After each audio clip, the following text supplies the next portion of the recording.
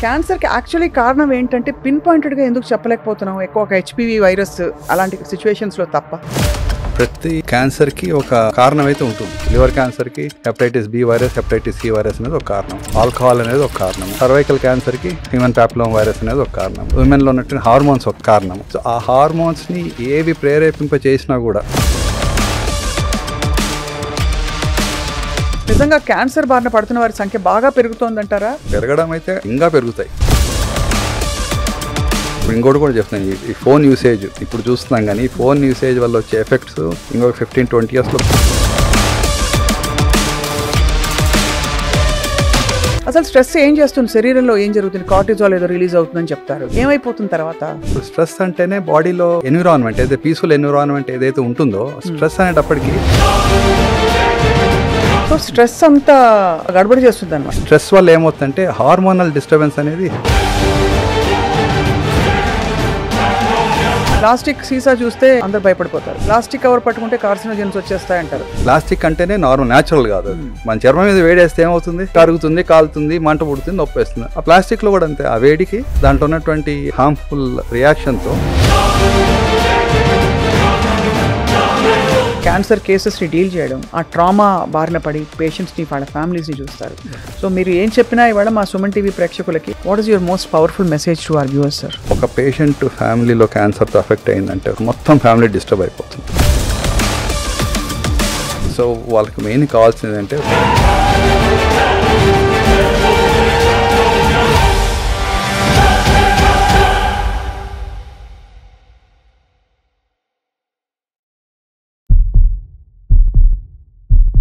Hello and welcome to Healthy Journey with me Swapna, exclusively on Suman TV.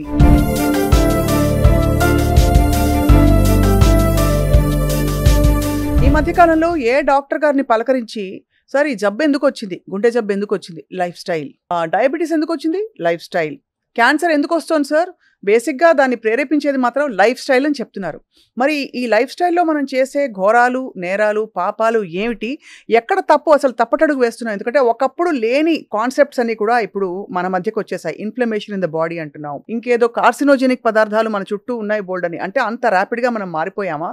ఇవన్నీ చెప్పడానికి మనతో పాటు ఒక చాలా అనుభవజ్ఞులైన వైద్యులు, ఒక చాలా ప్రముఖ సర్జన్, అందరికీ సుపరిచితులు, యశోద హాస్పిటల్ నుంచి సర్జికల్ ఆంకాలజిస్ట్ డాక్టర్ శ్రీకాంత్ గారు ఉన్నారు. డాక్టర్ శ్రీకాంత్ గారు వారి సోషల్ మీడియా ద్వారా సుపరిచితులు ఆడియన్సెస్ అందరికీ. ఇవాళ మరిన్ని విషయాలు తెలుసుకునే ప్రయత్నం చేద్దాం. సార్ నమస్కారం. నమస్కారం. Thank you for coming sir. మీరు చాలా బిజీ రోజుని కూడా మా కోసం ఇంత సమయం కేటాయించి వచ్చినందుకు ధన్యవాదాలు.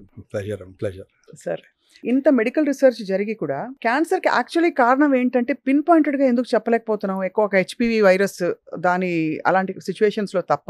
ప్రతి క్యాన్సర్ కి ఒక కారణం అయితే ఉంటుందా సార్? ఉంటుంది. అన్ని చాలా మట్టుకు. కొన్ని క్యాన్సర్స్ కి మనం చెప్పలేం. అంటే ఎలా ఉంటుందంటే, ఫర్ ఎగ్జాంపుల్ లంగ్ క్యాన్సర్ కి మనకు తెలిసినది మోస్ట్ కామన్ స్మోకింగ్, లేదా ఆస్బెస్టాస్ ఇండస్ట్రీస్ లో పనిచేయడము, ఎక్స్పోజర్ టు పొల్యూషన్, ఈ మూడు. కానీ చాలాసార్లు ఆ మూడిటికి ఎక్స్పోజర్ కాని వాళ్ళకి కూడా ఈ క్యాన్సర్ వస్తుంది. మరి అక్కడ మనకేంటంటే మరి ఈ కారణాలు ఎక్స్పోజర్ ఏం లేవు, అయినా ఎందుకు వచ్చింది అని అంటాం. కాబట్టి కొన్నిసార్లు మనకు కారణాలు కరెక్ట్గా తెలియదు. కొన్నిటికి ఫ్యామిలీ హిస్టరీ ఉంటుంది, కొన్నిటికి వైరస్ హిస్టరీ ఉంటుంది. అంటే లివర్ క్యాన్సర్కి hepatitis B virus, hepatitis C virus అనేది ఒక కారణం, ఆల్కహాల్ అనేది ఒక కారణము, అలాగే సర్వైకల్ క్యాన్సర్కి హ్యూమన్ ప్యాపిలోమా వైరస్ అనేది ఒక కారణము. సో అలా కొలాన్ క్యాన్సర్కి లో ఫైబర్ డైట్ అలాంటి ఒక కారణము, ఫ్యామిలీ హిస్టరీ ఒక కారణము, బ్రెస్ట్ క్యాన్సర్కి, ఓవేరియన్ క్యాన్సర్కి యూజువల్గా ఉమెన్లో ఉన్నట్టు హార్మోన్స్ ఒక కారణము. సో ఆ హార్మోన్స్ని ఏవి ప్రేరేపింప చేసినా కూడా, అంటే స్టిమ్యులేట్ చేసి హార్మోన్స్ నార్మల్గా ఉండాల్సిన దానికంటే ఎక్కువ మోతాదులో వెలువడినా, మరి అది అన్ని సంవత్సరాలు వాళ్ళు తట్టుకొని నిలబడాలంటే అది ఓవరీ అయినా సరే, యూటరస్ అయినా సరే, బ్రెస్ట్ అయినా సరే, ఏదో ఒక రోజు డ్యామేజ్ అయ్యే దానికి తోడు స్మోకింగ్, ఆల్కహాల్, అలాంటివి, స్ట్రెస్, ఇవన్నీ కూడా తోడైతే ఇంకొంచెం తొందరగా వస్తుంది. ఈ స్ట్రెస్ ఫ్యాక్టర్ గురించి అందరూ మాట్లాడుతున్నారు సార్. అసలు స్ట్రెస్ ఏం చేస్తుంది శరీరంలో? ఏం జరుగుతుంది? కార్టిజాల్ ఏదో రిలీజ్ అవుతుందని చెప్తారు, ఏమైపోతుంది తర్వాత? ఇప్పుడు స్ట్రెస్ అంటేనే బాడీలో ఉన్నటువంటి ఎన్విరాన్మెంట్ ఏదైతే పీస్ఫుల్ ఎన్విరాన్మెంట్ ఏదైతే ఉంటుందో, స్ట్రెస్ అనేటప్పటికి చాలా రకాలైనటువంటి హార్మోన్స్ రిలీజ్ అవుతాయి. అది అడ్రినల్ నుంచి, కార్టిజాల్ నుంచి, రకరకాల హార్మోన్స్ మనము ప్రశాంతంగా ఉన్నప్పుడు ఉన్నటువంటి హార్మోనల్ బ్యాలెన్స్, మిలియు అంటాం, ఇంటీరియర్ అంటే బ్యాలెన్స్. అది దానికి మనం కోపంగా ఉన్నప్పుడు, స్ట్రెస్లో ఉన్నప్పుడు, డిస్టర్బ్డ్గా ఉన్నప్పుడు ఉన్నటువంటి ఈ హార్మోన్స్ చాలా ఇష్టం వచ్చినట్టు రేస్ అయిపోవడం తగ్గడం జరిగిపోతుంటాయి అన్నమాట. ఇప్పుడు ఈ స్ట్రెస్లో అనేది ఇప్పుడు ఒక్క 5 నిమిషాలు 10 నిమిషాలు వచ్చే స్ట్రెస్ కాదు. ఇప్పుడు మన పని రీత్యా చూస్తే మనకు సాఫ్ట్వేర్ ఇంజనీర్స్కి ఎలా ఉంటుంది, రాత్రి మేలుకొని 6 o'clock జాబ్ మొదలయ్యి పొద్దున్న 3 o'clock వరకు 4 o'clock వరకు మనకు పనిచేస్తుంటారు. సో దాంతో ఏమవుతుంది, రాత్రి వెలువడుతున్నటువంటి ఈ మెలటోనిన్ హార్మోన్ అవన్నీ కూడా డిస్టర్బ్ అయిపోతాయి. మెలటోనిన్ అనేది ఏంటది, హ్యాపీ హార్మోన్ అంట మన జనరల్గా, మన రొటీన్గా చెప్పాలంటే. ఆ హార్మోను మంచి నిద్రకు కానీ బాడీలో అన్ని ప్రశాంతతకు కానీ అదొక కారణం. ఇటువంటిది లేట్గా తినడము, లేట్గా పడుకోవడము, లేట్గా టీవీ చూడడం, ఫోన్లు చూడడం అన్నీ కూడా డిస్టర్బ్ చేసేస్తాయి మనకు. ఇప్పుడు ఆ బ్రెయిన్ అనేది స్ట్రెస్ను కొంతవరకు తట్టుకోగలుగుతుంది, కానీ కంటిన్యూస్గా దాన్ని మనము యాక్టివేట్ చేస్తూ పోతే తట్టుకోలేదు. సో ఈ స్ట్రెస్ వల్ల ఏమవుతుందంటే హార్మోనల్ డిస్టర్బెన్స్ అనేది స్టార్ట్ అవుతుంది. హార్మోన్స్ వల్ల ఒక లెవెల్ వరకు ఉంటే, మోతాదులో ఉంటే పర్వాలేదు, మోతాదుని మించినటువంటి హార్మోన్స్ ఎప్పటికీ హానికరమే. సో స్ట్రెస్ అంతా గడబడి చేస్తుంది అనమాట. అవును, స్ట్రెస్ చాలా గడబడి చేసేస్తుంది. ఎందుకంటే అన్ని రకాల హార్మోన్స్ మిక్స్ అయిపోయి రిలీజ్ అయిపోతాయి అవి. ఇంకా ఒక్కొక్క హార్మోన్ ఒక ఎఫెక్ట్ ఒక్కొక్క ఆర్గన్ మీద, ఒక్కొక్క దీని మీద ఉంటుంది మెయిన్గా. సో అంటే స్ట్రెస్ అనేది నేను చెప్పేది ఒక దీర్ఘకాలిక stress. I'm talking about the short term stress. దీర్ఘకాలిక స్ట్రెస్ ఇప్పుడు అందరికీ మీరు 30-40 years బ్యాక్ మీరు చూసుకోండి, అంటే మా పేరెంట్స్ పనిచేసే పద్ధతిలో మేము పనిచేసే పద్ధతిలో చాలా తేడా ఉంది. మా పేరెంట్స్ ఇద్దరు డాక్టర్సే, పొద్దున లేవరు, ఓపీ చూసేవారు, ఆపరేషన్ చేసుకుని మధ్యాహ్నం వచ్చి ఒక 2-3 గంటలు పడుకొని మళ్ళీ సాయంత్రం 2-3 hours చేసుకొని తర్వాత ఏదో వాకింగ్కి. ఇప్పుడు మనకు అలా లేదు. పొద్దున్న 9 గంటలకు మొదలు పెడితే మాకు రాత్రి ఒక్కోసారి ఆపరేషన్ 12-1 కూడా అవుతున్నాయి. ఎందుకు సార్ అలా అయిపోయాం అంటే, ఎందుకు మన రెస్ట్ అవసరం లేదు అనుకుంటున్నావా, లేక అంబిషన్ పెరిగిపోయిందా మనుషులు? మీరనే కాదు సార్, మనందరిలో. అంటే అది అంబిషన్ అనుకో, బేసిక్గా ఏమంటారంటే సర్వైవల్ ఫర్ ఎగ్జిస్టెన్స్ అంతే. ఎందుకంటే నువ్వు ఆ పని ఒత్తిడి తట్టుకొని నిలబడలేకపోతే నీ వెనక 4 ఉన్నారు. సో ఆటోమేటిక్ అదేమైతే అది రెస్పాన్సిబిలిటీ అనుకోవచ్చు, లేకపోతే సర్వైవల్ ఫర్ ఎగ్జిస్టెన్స్ అనుకోవచ్చు, లేకపోతే ర్యాట్ రేస్ అనుకోవచ్చు. మీరు తప్పదు, ఇంకా దాంట్లో దిగిపోయాం మనము. అంతే, పక్కగానే వచ్చేయాలి.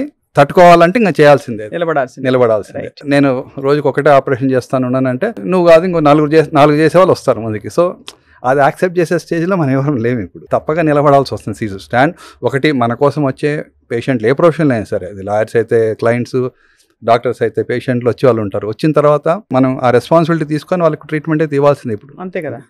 సో రోజుకి నాకు 4 పేషెంట్లు వచ్చి సర్జరీకి వచ్చారంటే నేను రోజు 4 కానీ 3 కన్నా చేయాలి మినిమం, చేసుకుంటూ పోవాలి. రేపటికి మళ్ళీ 2-3 వస్తారు, ఎల్లుండికి మళ్ళీ 2-3 వస్తారు. నేను ఒకటే చేస్తానంటే కుదరదు కాదు. సో మన నమ్మకంతో మన దగ్గరికి వచ్చినప్పుడు బాధ్యతగా మనము చేయాల్సిందే.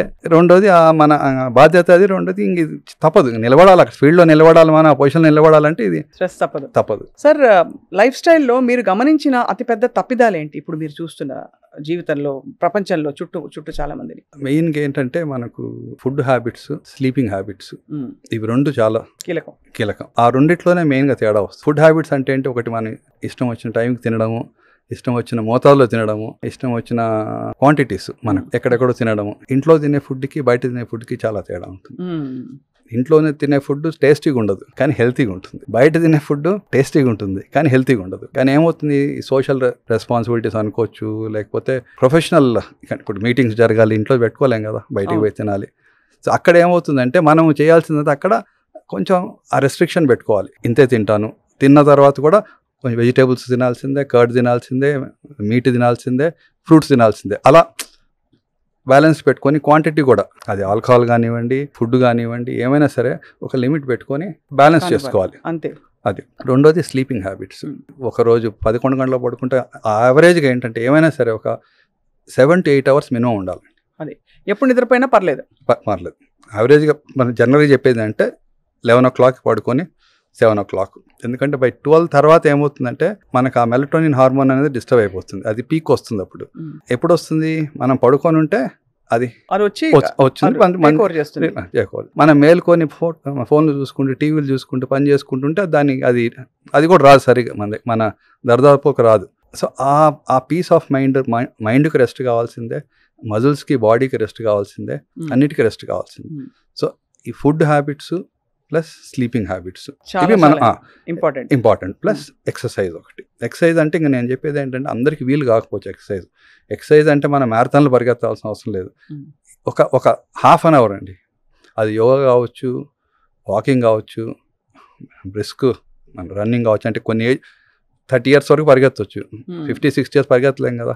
అవునంతే. వాకింగ్, ట్రెడ్మిల్, ఏదో క్రాస్ ట్రైనర్, సైక్లింగ్ ఏదో ఒకటి చేసుకొని కొంచెం ఏజ్కి తగ్గట్టు మనం ఫిట్నెస్ని కూడా, ఇప్పుడు 60 సంవత్సరాలకి నేను 15 కిలోమీటర్లు పరిగెత్తాలంటే వీలు కాదు.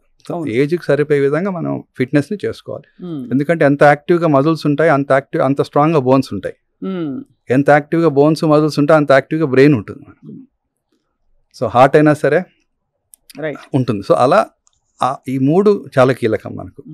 Diet modulation, exercise, sleep. Sir ఈ 3 డిస్టర్బ్ అయ్యి దానివల్లే క్యాన్సర్ వచ్చింది, క్యాన్సర్ లాంటి ఒక కండిషన్ వచ్చింది వాళ్ళకి అని అనడానికి మనకి ఏమైనా స్టడీస్ ఉన్నాయా? అంటే లైఫ్ స్టైల్ వల్ల, బికాస్ మీరు అన్నారు స్మోకింగ్ లేకపోతే డైరెక్ట్ అంటే హెచ్పివి ట్రాన్స్మిషన్ అవన్నీ వాటికి డైరెక్ట్ ఇంటర్వ్యూస్ ఉన్నాయి. బట్ లైఫ్ స్టైల్ వల్ల డిస్టర్బ్ అయ్యి వాళ్ళకి క్యాన్సర్ వచ్చింది అనే కేస్ స్టడీస్ మనకు బయటపడ్డాయా? అంటే ఇప్పుడు లైఫ్ స్టైల్ అంటే లైఫ్ స్టైల్ ఆల్టరేషన్ ఏంటి? స్మోకింగ్ అనేది లైఫ్ స్టైల్ ఆల్టరేషన్, అది లైఫ్ స్టైల్లో భాగం కాదు, భాగం కాదు. రైట్. చాలా మంది ఇప్పుడు వచ్చి చెప్తుంటారు, ఇప్పుడు వచ్చిన తర్వాత డాక్టర్ గారు నేను స్మోక్ చేయను, తాగను, బయట ఫుడ్ ఎక్కువ తినను అయినా వస్తుంది. ఎందుకు వస్తుందంటే మరి ఇమ్యూనిటీ. ఇప్పుడు మన బాడీ ఇప్పుడు ఏమవుతుంది, కొంతమంది స్మోక్ చేస్తూనే ఉంటారు, క్యాన్సర్లు రావు. అది వాళ్ళ ఏమంటారు, వాళ్ళ జెనెటిక్ మేకప్లో పేరెంట్స్ నుంచి వాళ్ళకు భగవంతుడు ఇచ్చినట్టు బ్లెస్సింగ్ అది. అంతే కదా. అది సో కొంతమందికి ఆ ఇమ్యూనిటీ ఉంటుంది, కొంతమందికి ఆ ఇమ్యూనిటీ ఉండదు. సో ఆ ఇమ్యూనిటీ కూడా చాలా ఇంపార్టెంట్ బాడీలో. ఎందుకంటే ఎప్పుడైతే బాడీలో ఇమ్యూన్ సిస్టమ్ స్ట్రాంగ్ ఉంటుందో అప్పుడు ఏ చిన్న మార్పులు అంటే అబ్నార్మల్ సెల్స్ వచ్చినా కూడా బాడీలో ఉన్నటువంటి ఆ ఇమ్యూన్ డిఫెన్స్ సిస్టమ్ ఏదైతే ఉంటుందో వెంటనే దాన్ని రికగ్నైజ్ చేస్తుంది. అంటే ఇమ్యూన్ సిస్టమ్కి ఏంటి, నార్మల్ సెల్స్ ఏంటని తెలుసు. నార్మల్ సెల్స్ ఉన్నప్పుడు గమనం ఉంటుంది ఇమ్యూన్ సిస్టమ్. అబ్నార్మల్ సెల్స్, అది బ్యాక్టీరియా కావచ్చు, క్యాన్సర్ సెల్ కావచ్చు, ఏమైనా కావచ్చు, ఒకసారి అది ఉందంటే దానికి సిగ్నల్ వచ్చేస్తుంది, వెంటనే యాక్టివేట్ అయ్యి దాన్ని చంపేస్తుంది. ఇమ్యూనిటీ కూడా చాలా ఇంపార్టెంట్. మన ఇమ్యూనిటీ ఎలా పెంచుకోవాలంటే టు నెక్స్ట్ టైం ఇప్పుడు నేను చెప్పినవి 3 కారణాలు, ఎక్సర్సైజు, డైట్, హెల్త్. ఇంకా అది కాకుండా మనం ఎక్సర్సైజ్లో భాగంగా మనకు ఏమైనా సరే యోగా కావచ్చు, ప్రాణాయామం కావచ్చు, ఏమైనా సరే, బికాస్ ఆక్సిజనేషన్ అనేది బాడీకి కూడా చాలా ఇంపార్టెంట్. ఆక్సిజనేషన్ అది చాలా ఇంపార్టెంట్. ఎందుకంటే సార్ క్యాన్సర్ లో కూడా ఈ ఆల్టర్నేటివ్ థెరపీస్ అని చెప్పి హైపర్బారిక్ ఆక్సిజన్ అది ఇస్తున్నారు. అవి నిజంగా పనిచేస్తారు సార్? ఏం చేస్తున్నారు బాడీలో? అది ఒకప్పుడు ఇచ్చేవాళ్ళం హైపర్బారిక్ ఆక్సిజన్, ఎస్పెషల్లీ రేడియేషన్ కి రియాక్షన్ వచ్చిన వాళ్ళకు హైపర్బారిక్ ఆక్సిజన్ ఇస్తే, అంటే రేడియేటెడ్ టిష్యూస్ లో ఆక్సిజన్ తక్కువ ఉంటుంది, వచ్చి దానివల్ల కొంచెం కాంప్లికేషన్స్ వచ్చేవి. అంటే బోన్ నెక్రోసిస్ కావడము, స్కిన్లో అల్సర్స్ రావడం వచ్చేవి. సో అప్పుడు మా హైపర్బారిక్ ఆక్సిజన్ చేంబర్లోకి తీసుకెళ్ళి పెట్టేవాళ్ళం. ఇప్పుడు అది కొంచెం అబ్సలీట్ అయిపోయింది ఇప్పుడు దాన్ని వాడడం. ఎందుకంటే ఈ రేడియేషన్ పద్ధతిలో చాలా అడ్వాన్సెస్ వచ్చేసాయి. సో అంత డ్యామేజ్ అయ్యేటటువంటి రేడియేషన్ ట్రీట్మెంట్ ఇప్పుడు లేవు, ఒకప్పుడు ఉండేవి. అందుకే సో ఇప్పుడు అది కనుమరుగైపోయింది, వాడడం లేదు. అది ఒక పెద్ద ప్రాసెస్. అది ఆ ఛాంబర్లోకి తీసుకెళ్ళాలి, దాన్ని ప్రిపేర్ చేయాలి, దాన్ని ఇవన్నీ ఉంటాయన్నమాట. ఆ క్లాస్ట్రోఫోబియాని తట్టుకోవాలి పేషెంట్లు. ఆక్సిజన్ ఏంటి, ప్రతి సెల్లో ఇంజన్, సెల్లో హార్ట్ ఏంటి, ఇంజన్ మైటోకాండ్రియా పనిచేయాలంటే ఏం కావాలి, ఆక్సిజన్ బాగుండాలి. అవును. సో మనకు ఆక్సిజనేషన్ బాగుండాలంటే ఏం కావాలి, మన బ్రీత్ తీసుకునేది, మన ఎన్విరాన్మెంట్ ఫస్ట్ బాగుండాలి. అవును. రెండోది మనం శ్వాస తీసుకునేటటువంటి ప్రక్రియ కూడా బాగుండాలి, స్ట్రాంగ్ ఉండాలి. కరెక్ట్, అంతే కదా సార్. ప్లస్ లంగ్స్ హెల్తీగా ఉండాలి. ఇప్పుడు ఉన్నటువంటి పొల్యూషన్లో లంగ్స్ హెల్తీగా ఉండే అవకాశాలు తక్కువ. ఇప్పుడు మనం ఎయిర్ క్వాలిటీ ఇండెక్స్ అంటున్నాము, ఢిల్లీలో చూసుకుంటే అది చాలా డేంజరస్ లెవెల్లో ఉన్నాయి అంటున్నారు. అంటే 371, 381. అంటే అది జనరల్గా లివబుల్ కండిషన్స్కి అనుగుణం కాదు అది. అవును, కానీ అక్కడ బోల్డ్ మంది పాపులేషన్ అలాగే పడి బతుకుతున్నారు. తప్పదు. ఇంకా డెఫినెట్లీ ఇప్పుడు ఈ రోజు కాకుండా 10-20 సంవత్సరాలు 30 సంవత్సరాలకి ఇవన్నీ ఈ ఎఫెక్ట్స్ అన్ని బయటపడతాయి. సో వాళ్ళ ఇమ్యూనిటీని వాళ్ళు మరింత పెంచుకోవాలి. సో ఇప్పుడు ఎయిర్ క్వాలిటీ ఇండెక్స్ బాగాలేనప్పుడు ఎక్కడి నుంచి ఆక్సిజన్ వస్తుంది? ఒక పక్క చెట్లు లేవు, ఒక పక్క మనం ఊరి బయట వెళ్ళి అంటే పల్లెటూరు వాతావరణం లాంటికి వెళ్ళాలంటే కష్టం. ఇప్పుడు సెంట్రల్ ఢిల్లీలో పనిచేసే వాళ్ళు ఇక్కడ నుంచి ఆఫీస్కి వెళ్ళాలంటేనే అర్ధగంట పెట్టమని గంట పడుతుంది. నోయిడా దాటి వాళ్ళు వెళ్ళి వీకెండ్ వెళ్ళాలంటే కష్టం. కాబట్టి ఇంకోటి అంటే చెట్లు, మనకి నిజంగా చెప్పాలంటే మనకు దాని యొక్క ఇంపార్టెన్స్ తెలియదు, కానీ ట్రీస్ అనేవి మనకు చాలా బ్లెస్సింగ్. మనం అటువంటిగా ఎంత పొల్యూషన్ ఉన్నాయి, ట్రీస్ ఏం చేస్తాయి, ఆ పొల్యూషన్ అంతా ట్రీస్ తీసుకొని రాత్రి ఆక్సిజన్ వదులుతాయి మనకు. సో మనం దాన్ని ఇప్పుడు లక్కీగా ఏదో కొంచెం అవేర్నెస్ వచ్చింది. సంతోష్ గారు కొంతమంది గ్రీన్ ప్రోగ్రామ్ని కొంచెం ప్రాపగేట్ చేసి డెఫినెట్గా స్టార్ట్ చేశారు program. So it was very good objective and very good initiative for Telangana. Definitely I think తెలంగాణలో స్టార్ట్ అయిన ఆ ఉద్యమం ప్రతి ఒక్కరు అడాప్ట్ చేసుకుంటున్నారు. ఇప్పుడు చెట్ల ప్రాధాన్యత బాగా తెలిసిపోయింది. మనకు బర్త్డే గిఫ్ట్ ఇంతకుముందు స్వీట్లు ఇచ్చేప్పుడు చాలా మంది చెట్లు ఇస్తున్నారు. ఇంతకుముందు బొకే ఇచ్చేవాళ్ళు ఇప్పుడు ఇవి ఇస్తున్నారు. సో దట్స్ డెఫినెట్లీ ఆ చేంజ్ అది. ఆ చెట్లు అనేవి ఫిల్టర్స్ అండి, ఎయిర్ ఫిల్టర్స్ అవి. మన లంగ్స్ ఎలాగో ఎన్విరాన్మెంట్కి చెట్లు అనేవి ఫిల్టర్స్. సో అవి ఎంత ఎక్కువ ఉంటే వాతావరణము అంత బాగుంటుంది. అది ఇంట్లో పరిసరాలు అయినా సరే, రోడ్డు దగ్గర అయినా. ఇప్పుడు ఎందుకంటే ఈ కన్స్ట్రక్షన్స్ బిల్డింగ్స్ వచ్చిన తర్వాత ఆ భాగంలో ఉన్న చెట్లు కొట్టేయాల్సిందే, కానీ దానికి రీప్లేస్మెంట్ అంటూ లేదు. సో కాబట్టి ఆ ఎయిర్ పొల్యూషన్ తగ్గించాలంటే మనకు చెట్లు ఒకటి కంపల్సరీ. సో అది, సో ఈ ఫ్యాక్టర్స్ని మనం గాన డెవలప్ చేయగలిగితే కొంతవరకు బెనిఫిట్ ఉంటుంది, కొంచెం quality of life and living పెరుగుతుంది. మనం మామూలుగా ఫిజికల్ యాక్టివిటీ మీద ఇంత స్ట్రెస్ ఉంది కదా సార్, అయితే ఫిజికల్ యాక్టివిటీ ఇప్పుడు సెడెంటరీ జాబ్స్ ఉన్నవాళ్ళు ఇక్కడ నుంచి లేచి అక్కడికి వెళ్తారు, అక్కడి నుంచి లేచి ఇక్కడికి వస్తారు. దానికి ఏమైనా కొలమానం ఉందా? ఇంత 10,000 అడుగులు అంటారు, 10,000 అడుగులు ఏమైనా స్టాండర్డ్ ప్రపంచ సూత్రం అంటారా? అంటే అలా ఇప్పుడు 10,000 అడుగునే సూత్రం అని కాదు, అట్లీస్ట్ ఆ మాత్రం మినిమం ఆప్టిమల్గా నడవగలిగితే అది మనం ఒక 4 కిలోమీటర్లు 3 కిలోమీటర్లు వాక్ చేసినట్లు. ఇప్పుడు ఎక్సర్సైజ్ చేయని వాళ్ళకు స్టెప్స్, మన జనరల్గా ఏం చేస్తాము, స్టెప్స్ ఎక్కమంటాము, స్టెప్స్ దిగమంటాము. గ్రౌండ్ ఫ్లోర్ నుంచి ఫస్ట్ ఫ్లోర్కి కూడా మన వాళ్ళు లిఫ్టే వాడతారు. అవును, కరెక్ట్.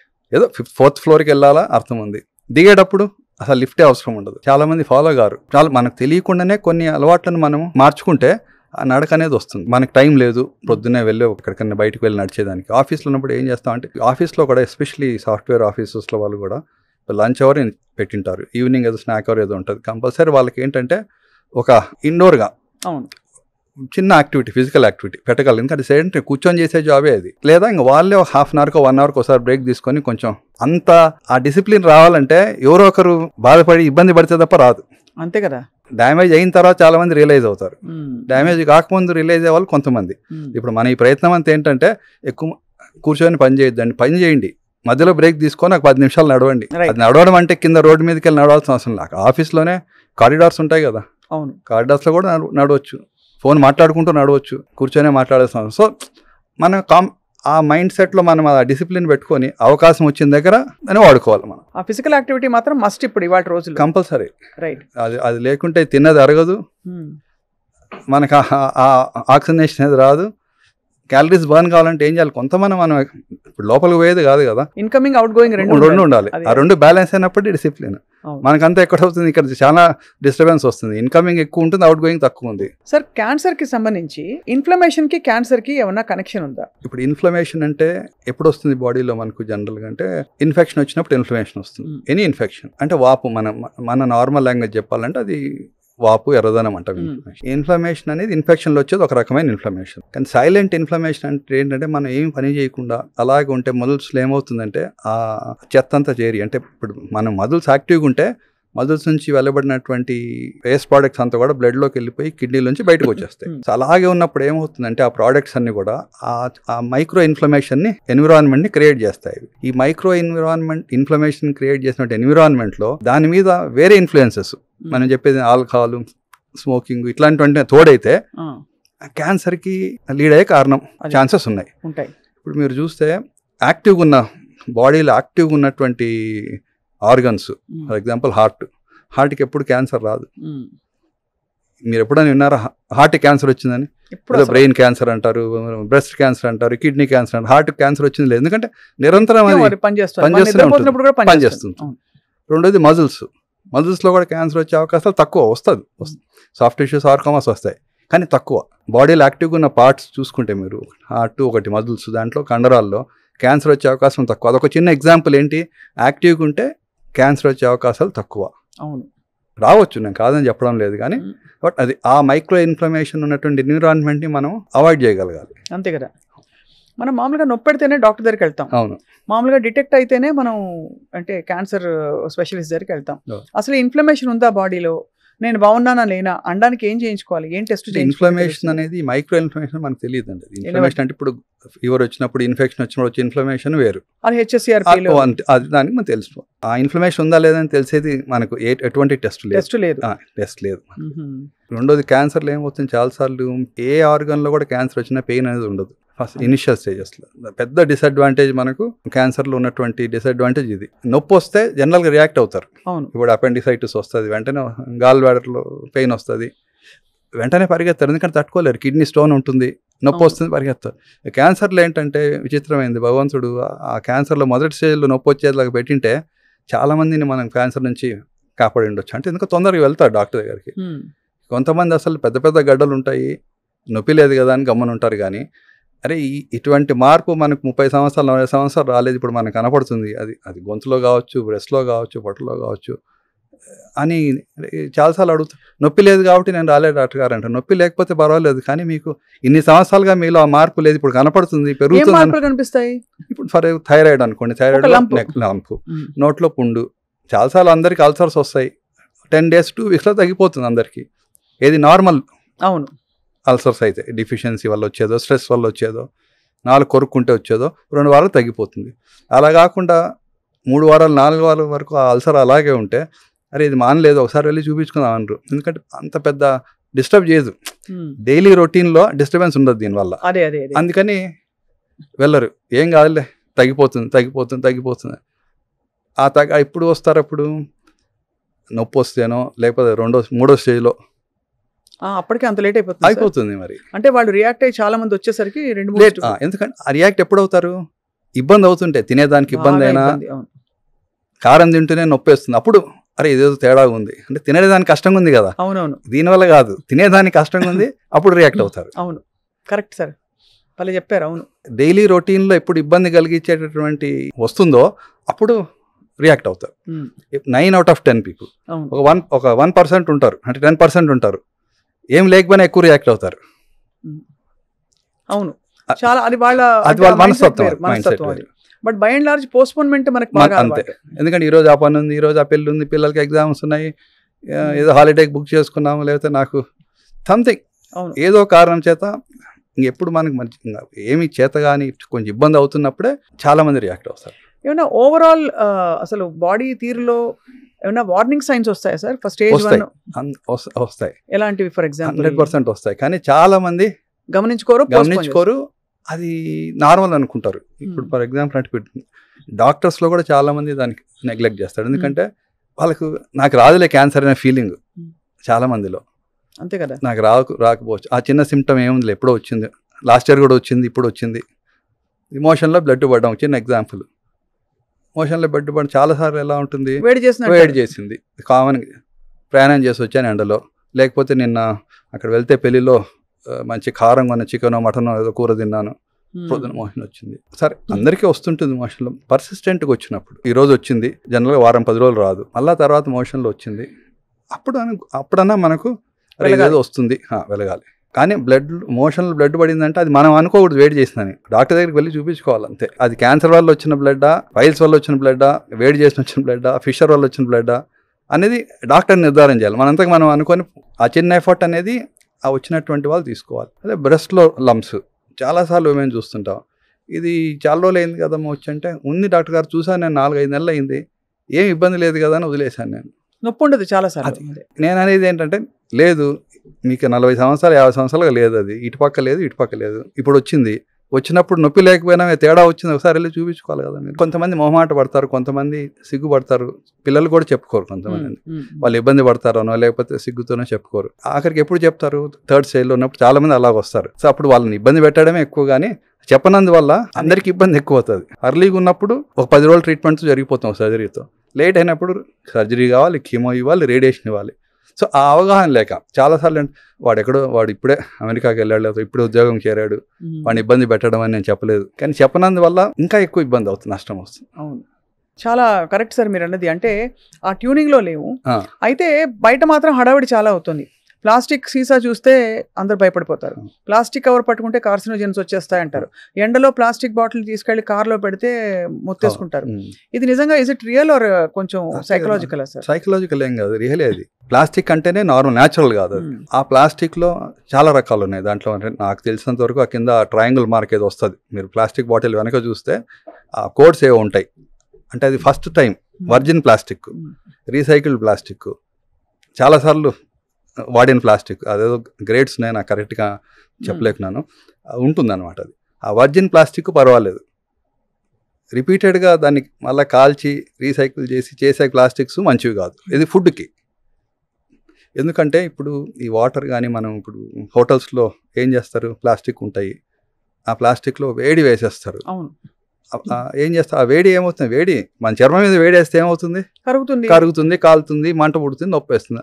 ఆ ప్లాస్టిక్లో కూడా అంతే, ఆ వేడికి దాంట్లో ఉన్నటువంటి హార్మ్ఫుల్ రియాక్షన్తో కెమికల్స్ బయటకు వస్తాయి.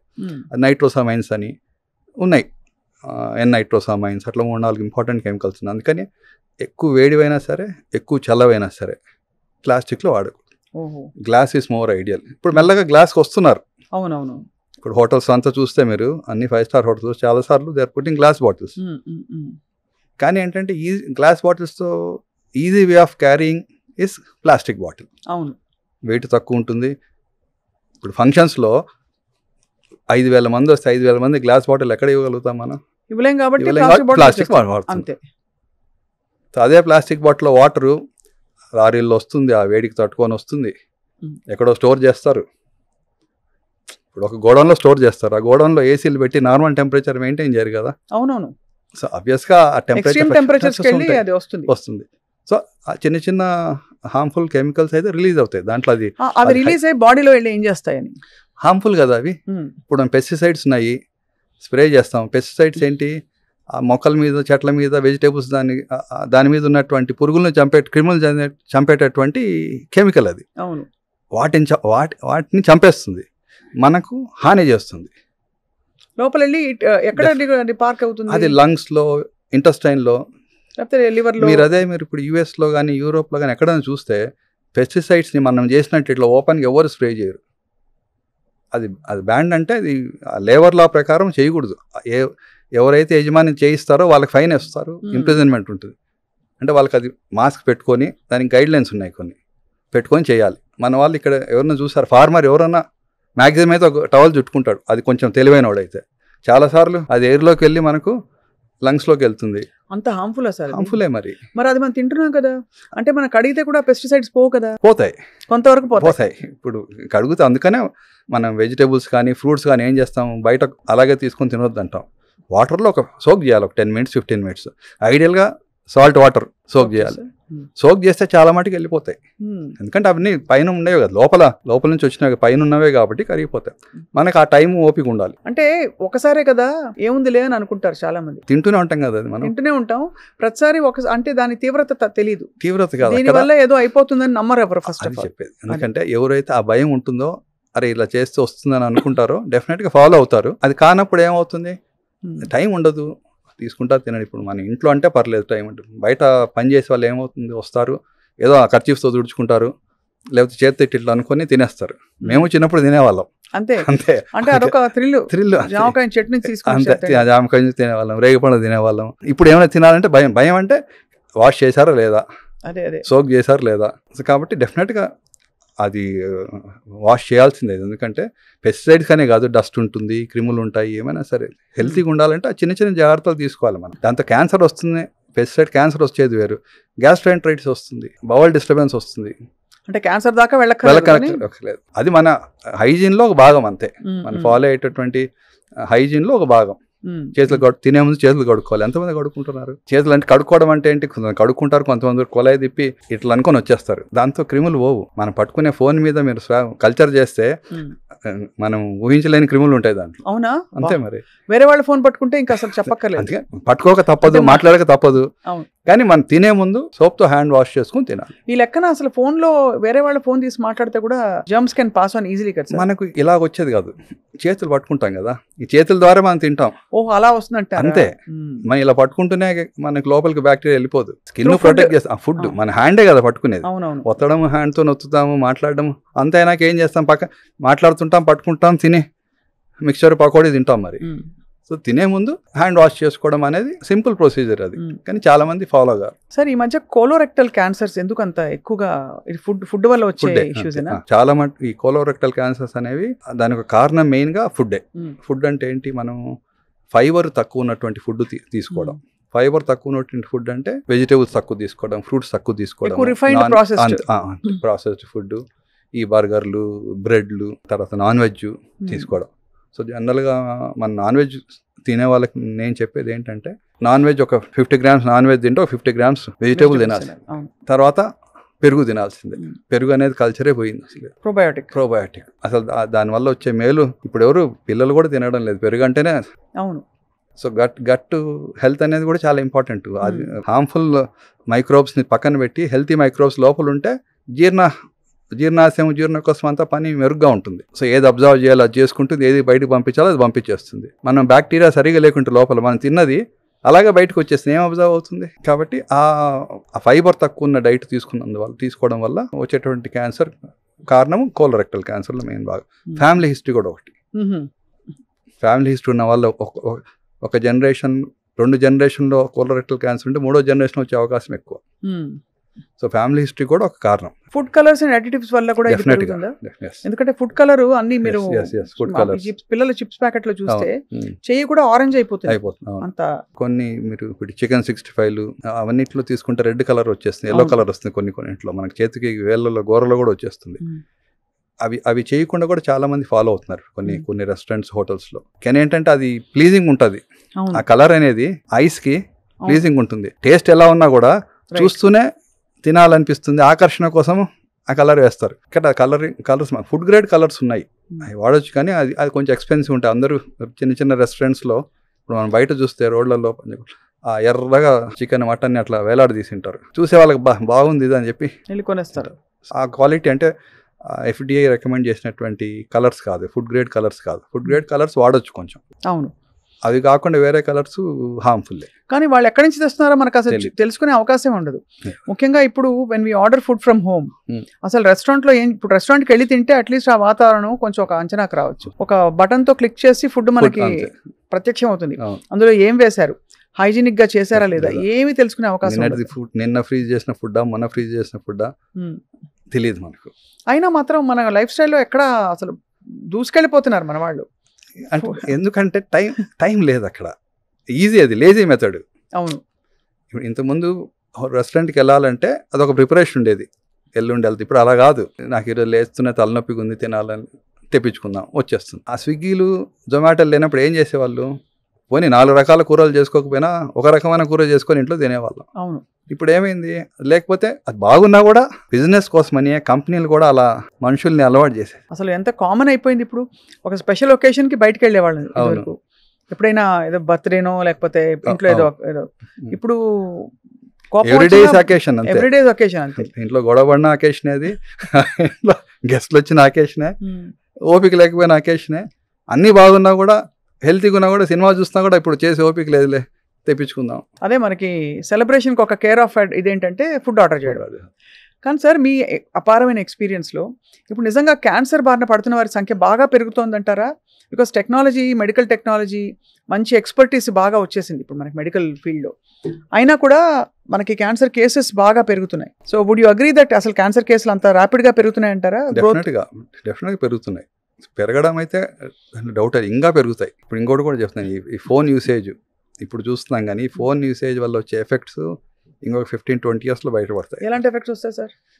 మన అవేంటి, ఫోన్లో నుంచి వచ్చే రేడియేషన్ ఏంటి, వేవ్సే అవి. వైర్ ఉన్న ఫోన్ వాడేదానికి, వైర్లెస్ ఫోన్ వాడేదానికి శాటిలైట్ నుంచి ట్రాన్స్ఫార్మర్ దానికి రావాలి, అక్కడ నుంచి మన ఫోన్కి రావాలి. ఇవన్నీ కూడా అన్సీన్, కళ్ళ కనపడవు కానీ అవి వేవ్సే అవి హార్మ్ఫుల్లే. మనం 1 నిమిషం మాట్లాడేదానికి, అర్ధగంట మాట్లాడేదానికి కంటిన్యూస్గా. సో ఆ వేవ్స్ అనేవి డెఫినెట్గా న్యూరలాజికల్గా డిస్టర్బెన్సెస్, న్యూరలాజికల్గా ట్యూమర్స్ వచ్చే అవకాశాలు ఎక్కువ అని నేను. ఇప్పుడు స్టడీస్ అయితే లేవు కానీ సంభవం నేనైతే, ఎందుకంటే మీరు 10 నిమిషాలు మాట్లాడిన తర్వాత ఫోన్ తీసేస్తే వేడిగా ఉంటుంది ఇక్కడ. అవును, మరి ఆ హీట్ ఎక్కడి నుంచి వచ్చింది? అమ్మో, మొబైల్ నుంచి జనరేట్ అయింది కదా అది. అంత కంటిన్యూస్గా ఆ డివైస్ ఆన్ చేసి ఉంది అని అంటే ఆ వేవ్స్ కంటిన్యూస్గా అది పికప్ చేసుకుంటుంది, అక్కడ నుంచి మళ్ళీ ఇక్కడ నుంచి పంపిస్తుంది. మరి హీట్ ఎక్కుతుంది కదా. ఇప్పుడు కార్ రన్నింగ్లో ఉంటే ఇంజన్ హాట్ అవుతుంది, కార్ రన్నింగ్లో లేకుంటే కూల్గా ఉంటుంది. మరి ఇది మరి ఆ వేడంతా ఎక్కడ ట్రాన్స్మిట్ అవుతుంది? దీని తర్వాత ఉండేది స్కిన్, బోను, తర్వాత బ్రెయినే. అది ట్రాన్స్మిట్ అయ్యి లోపల సెల్స్ని డ్యామేజ్ చేస్తుంది. హీట్ ఎక్కడున్నా కూడా డ్యామేజ్. మీరు చర్మం మీద రోజు 30 degrees 40 degrees వేడి నీళ్ళు పెడుతుంటే వారం రోజులు అయితే అక్కడ ఒక నల్లగా అయిపోతుంది అది. అవును, కాబట్టి ఇది కూడా అంతే. సో అదొక 10-15-20 yearsలో డెఫినెట్గా నాకు తెలిసి అనుకుంటున్నాను నేను. అంటే నేను ఉండదని చెప్పడం లేదు, just a caution for everybody. చాలాసార్లు ఏం చెప్తాం మనం, వైర్ పెట్టుకున్న ఇయర్ ఫోన్స్ వాడమంటాం, స్పీకర్లో పెట్టుకొని మాట్లాడమంటాం. That's more safer. What about AirPods sir? AirPods కూడా మళ్ళీ అంతే కదా, మళ్ళీ ఫోన్ నుంచి డివైస్ నుంచి అక్కడికి వెళ్ళాల్సింది కదా. డ్రైవింగ్ లో తప్పదు, ఆ తరంగాల నుంచి వచ్చే రేడియేషన్ వీలున్నప్పుడు స్పీకర్లో పెట్టుకొని మాట్లాడవచ్చు. సరే, అందరూ చుట్టుపక్కల ఉన్నప్పుడు మాట్లాడినప్పుడు పెట్టుకోవచ్చు, ఎవరు లేనప్పుడు ఇంపార్టెంట్ విషయాలు కానప్పుడు స్పీకర్లో పెట్టుకొని మాట్లాడవచ్చు. ఇయర్ ఫోన్స్, ఏది వైర్డ్ ఇయర్ ఫోన్స్. ఎంతసేపు sir if you have to advise మీ పిల్లలకి మీరు ఇంట్లో చెప్పాలంటే ఇంతసేపు కంటే ఫోన్లో మాట్లాడద్దు అంటే చెప్తే వింటారని నేను అనుకోను, బట్ అడ్వైస్ అయితే ఇస్తుంటాం. సాధ్యమైనంత వరకు 5 minutes కంటే ఎక్కువ 5 minutesకే మీరు చూస్తే నా అబ్జర్వేషన్ అది, మీరు తీసి ఇక్కడ ఫోన్ పెట్టుకుంటే హీట్ తెలిసిపోతుంది బాడీలో. So the longer you talk, అంటే ఎంతసేపు మీరు మాట్లాడితే అంత హీట్ ఎక్కుతుంది. ఈ మధ్య సార్ వాష్రూమ్స్ కూడా ఫోన్ తీసుకొని వెళ్ళిపోతారు. ఇంతకుముందు సిగరెట్ తాగితేనే మోషన్ వచ్చేది అనేవాళ్ళు, ఇప్పుడు ఫోన్ తీసుకెళ్తే గానీ మాకు అది ట్రిగర్ అవ్వట్లేదు, అది అరిచి టు అలవాటు చేసుకున్నాము.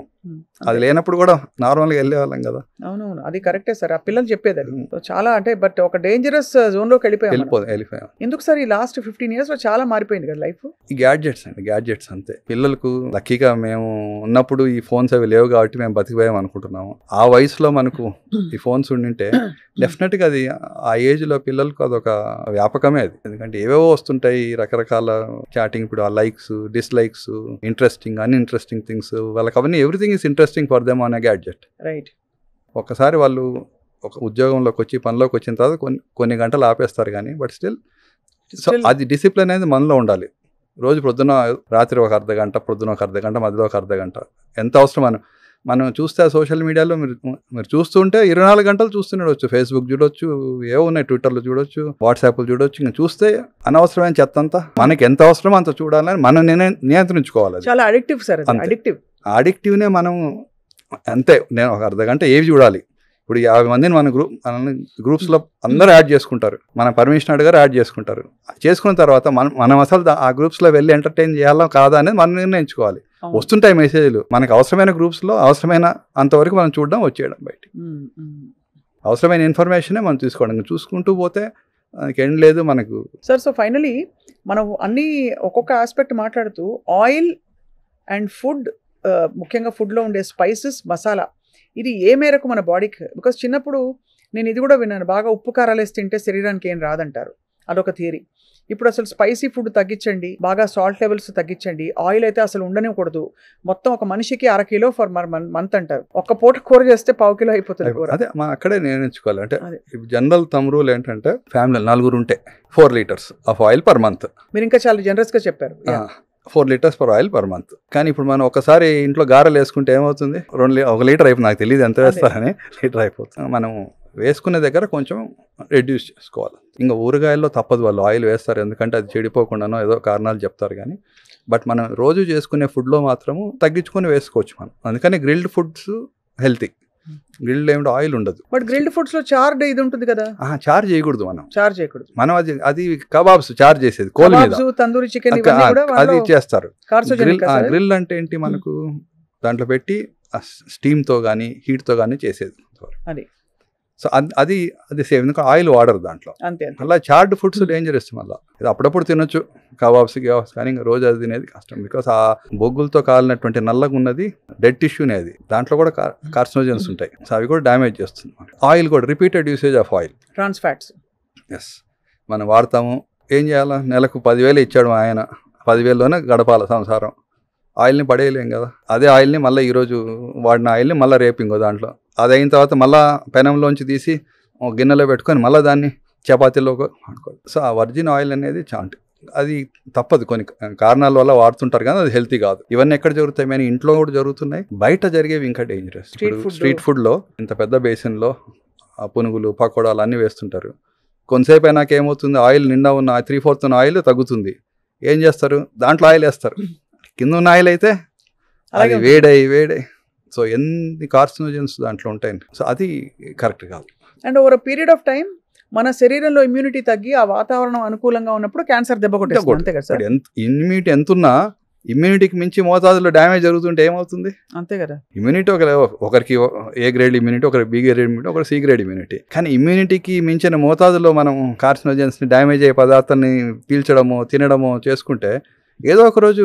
But cancer, I always wondered sir, ఈ ఫలానా ఆర్గన్ కి క్యాన్సర్ రావాలి అని ఎట్లా, ఏ బేసిస్ మీద డిసైడ్ అవుతుంది? కామన్ గా చాలా సార్లు ఇప్పుడు స్మోకింగ్ ఉంటాయి. ఇప్పుడు స్మోకింగ్ అనేది నోటి నుంచి, థ్రోట్ నుంచి, అనావాహిక నుంచి, స్టమక్ నుంచి, liver, pancreas, urinary bladder, intestine, కోలాను, ఇన్నిటికి కారణం అది. ఆల్కహాల్ కూడా ఆల్మోస్ట్ ఈక్వల్ అన్నిటికీ నేను చెప్పిన. బ్రెస్ట్ క్యాన్సర్కి, ఓరియన్ క్యాన్సర్కి, ఎండోమెట్రియల్ క్యాన్సర్ కారణం. అలాగే ఒబిసిటీ అనేది చాలా క్యాన్సర్స్కి కారణం అవుతుంది. కాబట్టి ఒకటే ఫ్యాక్టరు రకరకాల ఆర్గన్స్లో క్యాన్సర్ని కాజ్ చేసే అవకాశం ఉంది. ఎక్కడో ఒక చోట ఫస్ట్ కనిపిస్తుంది. అంతే కనిపిస్తుంది. అంటే ఏ ఆర్గన్ మీద మల్టిపుల్ డ్యామేజ్ జరుగుతుంటే ఆ ఆర్గన్ కనిపిస్తుంది, ఫస్ట్ డ్యామేజ్ అవుతుంది. చాలా ఇన్ఫర్మేటివ్ అండ్ ఇంట్రెస్టింగ్ సార్. మీ అపారమైన ఎక్స్పీరియన్స్లో ఫైనలీ మీరు హౌ హ్యాస్ ఇట్ బీన్, అంటే క్యాన్సర్ కేసెస్ని డీల్ చేయడం, ఆ ట్రామా బారిన పడి పేషెంట్స్ని, వాళ్ళ ఫ్యామిలీస్ని చూస్తారు. సో మీరు ఏం చెప్పినా ఇవాళ మా సుమన్ టీవీ ప్రేక్షకులకి, ఎందుకంటే సమాజ శ్రేయస్సు కోసం, ప్రజల ఆరోగ్యం కోసం మేము పాటుపడుతున్నాం ఇలాంటి ఇంటర్వ్యూస్ చేయడం ద్వారా.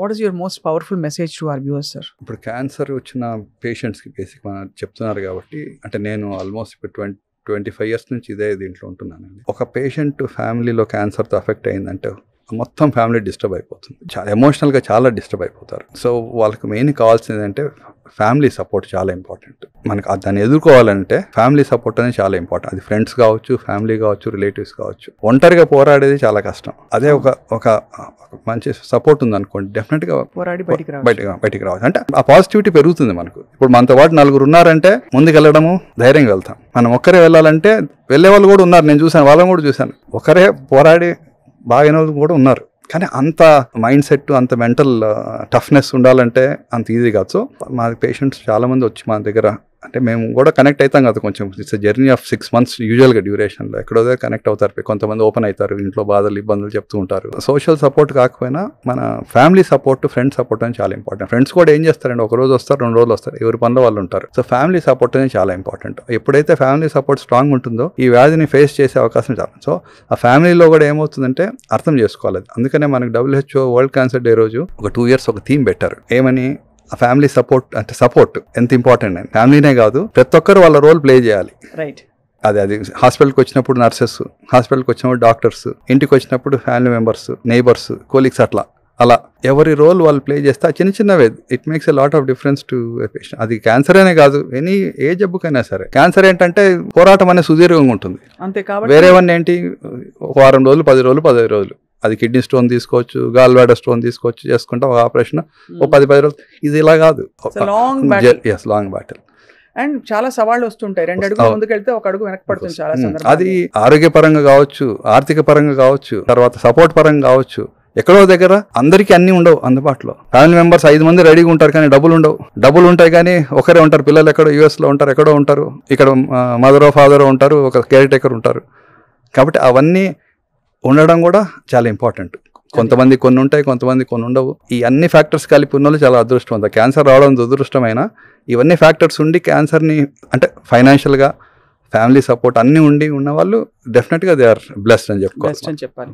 చాలా ఇన్ఫర్మేటివ్గా సార్, మనం చేసే చిన్న తప్పిదాలు, పొరపాట్లు, టేకెన్ ఫర్ గ్రాంటెడ్ అప్రోచ్ తోటి మనం క్యాజువల్గా తీసుకుంటున్న చాలా విషయాలు మనకు ఎంత హానికరమో వాళ్ళ మా సుమన్ టీవీ వ్యూవర్స్కి చెప్పినందుకు మీకు ధన్యవాదాలు sir. You're a very busy surgeon, అయినా మా కోసం సమయం కేటాయించి వాళ్ళు వచ్చినందుకు thank you so much sir. మీ మెసేజ్ తోటి అందరు జాగ్రత్త పడతారు. అండ్ అలాగే ఎక్కడైనా అనుమానం వస్తే మీరు చెప్పిన ఫస్ట్ అండ్ ఫార్మోస్ట్ పెద్ద విషయం, సొంత డయాగ్నోసిస్ పక్కన పెట్టకుండా, అంటే విషయాన్ని పక్కన పెట్టకుండా ముందు డాక్టర్ని సంప్రదించాలి, ఏ అన్యూజువల్ సిమ్టమ్ ఏమైనా కనిపించినా కూడా అని చెప్తున్నారు sir. Thank you so much doctor Srikanth. నమస్కారం. Thank you.